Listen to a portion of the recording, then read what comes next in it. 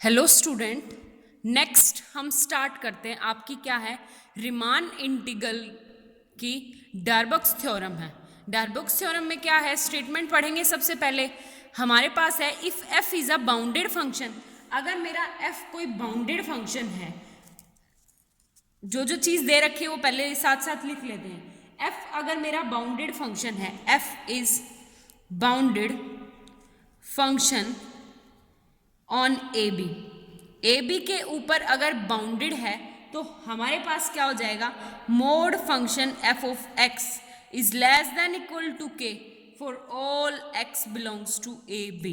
मतलब एक्स की मैं ए से बी के बीच में कोई भी वैल्यू पुट करूं, उसकी वैल्यू हमेशा क्या होगी, लेस देन इक्वल टू के। ठीक है, उसके बाद हमारे पास क्या है, then for epsilon is greater than zero there corresponding delta is greater than zero. हमारे पास क्या है कि हर एप्सिलॉन के लिए एक ऐसा पॉजिटिव डेल्टा जरूर एग्जिस्ट करता मिलेगा कि जिसकी ये वाली कंडीशन सेटिस्फाई हो। यू एफ पी, ये है capital P, less than integration a b upper integral f d x plus epsilon, and lower में क्या हो जाएगा, माइनस एप्सिलॉन, और लेस देन की जगह क्या हो जाएगा, ग्रेटर देन दिस। आगे बात समझ में। तो अब हमारे पास है फर्स्ट क्या प्रूव करना है, हमें फर्स्ट पार्ट प्रूफ करना है। फर्स्ट पार्ट में क्या प्रूफ करना है कि अपर बाउंड जो है वो P हर पार्टीशन के लिए इस कंडीशन को सेटिस्फाई करेगा। ठीक है, तो मैं मान के चलूं क्या है मेरा, जो सबसे पहले ये क्या होता है आपका अपर सम ऑफ फंक्शन किसी भी पार्टीशन का, ये वाली वैल्यू क्या होती है, इंटीग्रेशन a से b f ऑफ dx का मतलब होता है क्या, अपर सम का ग्रेटेस्ट लोअर बाउंड, यानी ये भी बोल सकते हो आप इनफीमम। ठीक है, there exist epsilon greater than zero. Epsilon, हर एप्सिलॉन जो कि ग्रेटर देन जीरो है उसके लिए एक ऐसा डेल्टा जरूर एग्जिस्ट करता मिलेगा। कैसे करेंगे इस क्वेश्चन को, सबसे पहले हमें पार्टीशन लेना है P पार्टीशन लूं P1, ये है मेरा क्या, is the greatest low of the set of upper sum. ठीक है, आगे बात समझ में, ये है मेरा अपर सम का ग्रेटेस्ट लोअर बाउंड, या बोलो इनफीमम ऑफ अपर सम। ठीक है, अब उसके बाद क्या करना है हम लोगों को कि हमारे पास वैल्यू है क्या है, पार्टीशन P1 लेंगे। P1 यहाँ पे P के लिए मतलब जनरलाइज करना है, तो P1 के लिए लेके चले क्या कि हमारा पार्टीशन है x not equal to a, x1 x2 up to कहाँ तक, xp तक, ये हो गया मेरा B। ठीक है, xp तक। P पॉइंट क्यों ले आगे बताऊंगी, क्योंकि थ्योरम में हम पहले कर चुके हैं इस वजह से। अब एक चीज बताओ तुम, P1 पॉइंट में अगर मैं यूज करूं 0 1 2 अप टू P तक, तो इसके अंदर कितने पॉइंट्स है, P प्लस 1 पॉइंट्स है। ठीक है, आई बात समझ में। तो क्या आ जाएगा, in partition P1 we have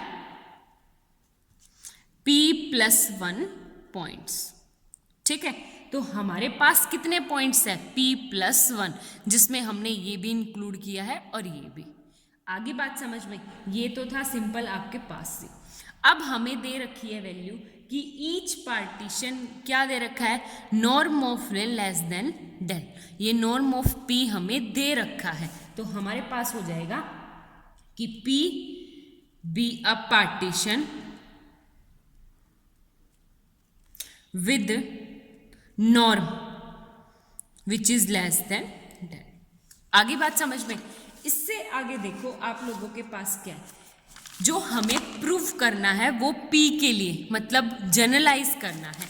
तो P1 के लिए मैं मान के चलूं कि लेट हमारे पास क्या है, UFP1, एक P1 कोई पार्टीशन है, उसमें P1 का पार्टीशन सिर्फ एक ही पॉइंट इंसर्ट किया है, तो ये हो गया P1 पार्टीशन के लिए less than A B bar F of d x plus epsilon लेना था तो एप्साइलन बाई 2 कोई ना कोई पॉजिटिव क्वांटिटी है ये लेके चलूँ, ये चीज़ मैं मान के चलूँगी, अज्यूम करके चलूँगी। आगे बात समझ में। अब इसके आगे क्या है आप लोगों के पास, एक बात बताओ, एक तो पार्टीशन P है मेन और एक पार्टीशन P1 है। अब हम कॉमन रिफाइनमेंट लेंगे P स्टार, वो क्या है मेरी P यूनियन P1, ठीक है, ये है मेरी common refinement P union P1। अब एक बात बताओ, सिंपल सी इक्वेशन में अगर मैं लूँ A से B तक, ये क्या था x0, ये क्या था xp, बीच में x1 x2 x3 up to क्या xp और xp माइनस 1, ठीक है। ये है, ये पॉइंट्स मेरे कब कब हैं, जब मेरे जो पॉइंट्स हैं वो 0 से p, तो p प्लस 1 पॉइंट्स हो गए। अब एक बात बताओ, एक पॉइंट यहाँ इंसर्ट करूंगी, इसका नाम फर्स्ट, ये सेकंड, ये थर्ड, ये फोर्थ, लास्ट वाले कितने पॉइंट्स हो सकते हैं मैक्सिमम, मैक्सिमम पॉइंट एक दो करके देख लेते हैं। फॉर एग्जांपल आप लोगों के पास है x0 x1 x2 and x3, 3 है, 1 2 3 4 पॉइंट्स कितने हो गए 4। इसमें पॉइंट मैक्सिमम कितने इंसर्ट कर सकती हूं मैं 1 2 3। आगे बात समझ में, कितने कर सकती हूँ 1 2 3, तो बीच के पॉइंट लेने हैं। हो गया क्लियर, ये तो इंसर्शन होगी। अब अगर तुम देखोगे बीच में, तो एक तो S0 यहाँ, एक x3 यहाँ, इनको रिड्यूस कर दूँ तो बीच में कितने पॉइंट है 1 और 2, मतलब पहले 4 थे तो अब कितने हो जाएंगे 2। सेम एज इट इज अगर मैं 4 के ले लूँ x1 x2 x3 और x4, फर्स्ट और लास्ट पॉइंट को छोड़ दूँ तो बीच में कितने पॉइंट हैं 3, तो 5 थे तो कितने 3, 4 थे तो कितने 2, बीच में पॉइंट्स काउंट करने 1 2 3। सेम ऐसे ही 5 के लिए x1 x2 x3 x4 x5, total points कितने हैं 6, बीच में कितने हैं 1 2 3 4, तो 4 पॉइंट। आगे बात समझ में, तो बीच में हमारे पास कॉमन कितने पॉइंट होंगे P यूनियन P1 में क्या होगा, फर्स्ट और दिस तो कॉमन होगा, ये क्या हो गए P माइनस 1। आगे बात समझ में, तो अब हमारे पास क्या है, कैसे लिखेंगे ये मैंने समझाने के लिए किया था। आगे क्या हो जाएगा कि जो P स्टार था मेरा P union P1 be the common refinement of P and P1। जो P स्टार है वो P और P1 की कॉमन रिफाइनमेंट है, जिसके पास एट मोस्ट, मतलब ज्यादा से ज्यादा कितने पॉइंट डाल सकते हैं हम P, पहले P प्लस 1 था, 2 कम करेंगे तो P, फिर एक और कम करेंगे तो P माइनस, कितने पॉइंट्स हो सकते हैं बीच में P माइनस 1। आगे बात समझ में, हो गया क्लियर। अब आप लोगों ने एक थ्योरम की थी 2 दिन पहले, वो थ्योरम हमारे पास क्या थी कि अगर मेरी, मैं थ्योरम लिख रही हूं, if P dash is refinement of P containing P points और बाउंडेड फंक्शन हो लेस देन K, तो कौन सी कंडीशन सेटिस्फाई हो गया आपके पास, U F comma P minus 2P के delta is less than equal to U F P dash less than equal to U F P, ठीक है। ये कंडीशन हमारी होल्ड थी, ये मैंने प्रूफ करके बताया था आप लोगों के पास को, ठीक है। यहाँ पे कितने पॉइंट कंटेनिंग थे P, यहाँ पे क्या है P डैश आपकी रिफाइनमेंट है। अब हमारे पास जो इक्वेशन है वो क्या हो जाएगी, U F P माइनस 2, कितने पॉइंट है P माइनस 1, K वही बाउंडेड फंक्शन है, delta refinement delta non less than equal to U F P dash था हमारी पिछली वाली थ्योरम में, यहाँ पे क्या है हमारा सिर्फ नोटेशन दूसरी है P स्टार जो कॉमन रिफाइनमेंट है, ठीक है। इससे आगे आप लोगों के पास क्या हो जाएगा, less than equal to U F P1, क्योंकि हम सारा काम P1 के लिए कर रहे हैं। आगे बात समझ में, तो ये हो जाएगा हमारा दिस कंडीशन होल्ड। आगे बात समझ में, अब आप लोगों के पास क्या है कि ये यू एफ P1 किससे लेस देन लेके चले थे, strictly less than to a b f of d x plus epsilon by 2 से।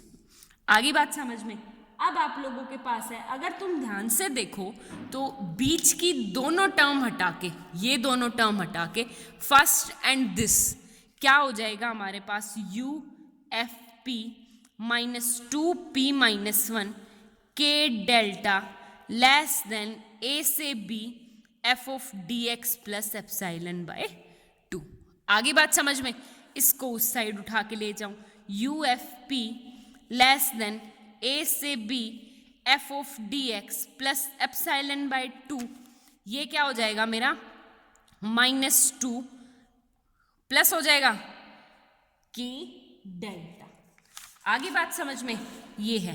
अब एक बात बताओ, डेल्टा हमारे पास कोई भी हम नॉर्म पॉजिटिव क्वांटिटी है, इसको हम कुछ भी अज्यूम कर सकते हैं, पर पॉजिटिव क्वांटिटी होनी चाहिए, मिनिमम से मिनिमम, मैक्सिमम से मैक्सिमम डिस्टेंस हमें लेना था, तो ये होता है डेल्टा। अब हम लेट अस अज्यूम क्या ले सकते हैं कि डेल्टा कोई पॉजिटिव क्वांटिटी है, लेट अस डेल्टा कोई भी ग्रेटर देन 0 कोई पॉजिटिव क्वांटिटी है। किस तरह कि यहाँ पे मेरे को एप्सिलॉन बाय 2 है, तो एप्सिलॉन बाय 2 बनाना है।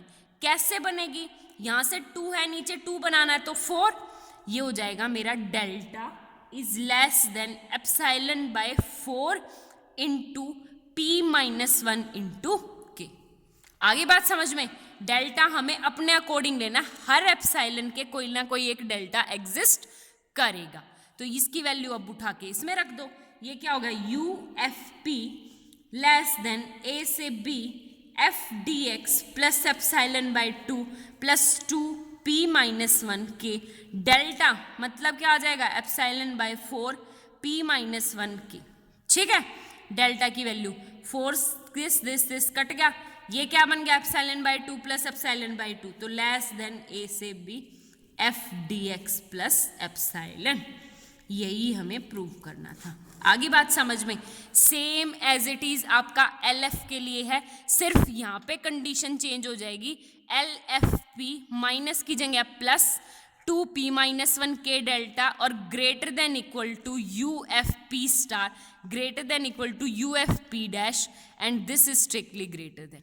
आगे बात समझ में, सेम एज इट इज आप लोगों के पास इसका सॉल्यूशन। क्लास बहुत मोस्ट इंपॉर्टेंट थ्योरम है, आपकी 4 बार आई हुई है एमडीयू में, आई थिंक अब की बार भी ज़रूर आएगी, आप लोग प्रिपेयर कर लेना, बहुत अच्छी थ्योरम है। Thank you so much.